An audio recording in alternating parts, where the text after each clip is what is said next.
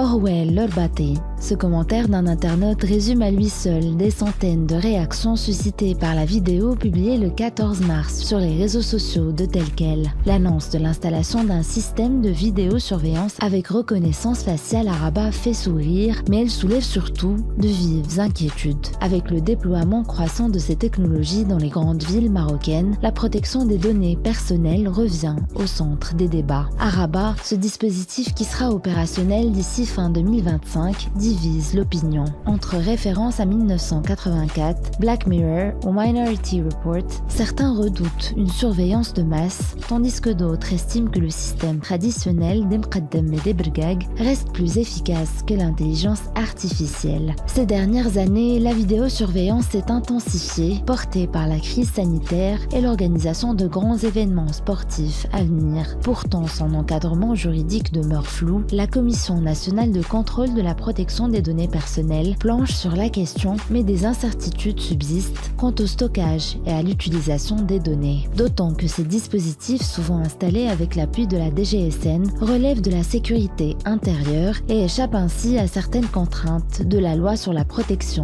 des données. Entre impératifs sécuritaires et respect de la vie privée, la recherche d'un équilibre s'impose. Dans la perspective de la CAN 2025 et du Mondial 2030, le Maroc accélère le déploiement de la vidéosurveillance dans ses grandes villes. Rabat et Casablanca en sont les fers de lance, tandis que d'autres localités peinent à suivre. Dans la capitale, 1374 caméras intelligentes reliées à des centres de supervision connectés seront mises en service d'ici 6 mois pour un coût de 109 millions de dirhams. Casablanca, longtemps à la traîne, investit 1,2 milliard de dirhams dans un réseau interconnecté capable de reconnaissance faciale et d'analyse comportementale. La première phase, confiée à Sir Technologies Tangemed, comprend 150 sites et un data center modernisé. D'ici 2027, 1263 caméras seront déployées. Ailleurs, la progression est plus lente. Fès, Marrakech et Tanger cherchent à structurer leur dispositif, mais l'absence d'une stratégie unifiée freine un déploiement homogène. À l'échelle mondiale, le marché de la surveillance connaît une croissance annuelle de 8,5%, atteignant 54,2 milliards de dollars en 2024 et une projection de 88,71 milliards d'ici 2030, selon une étude de Markets and Markets.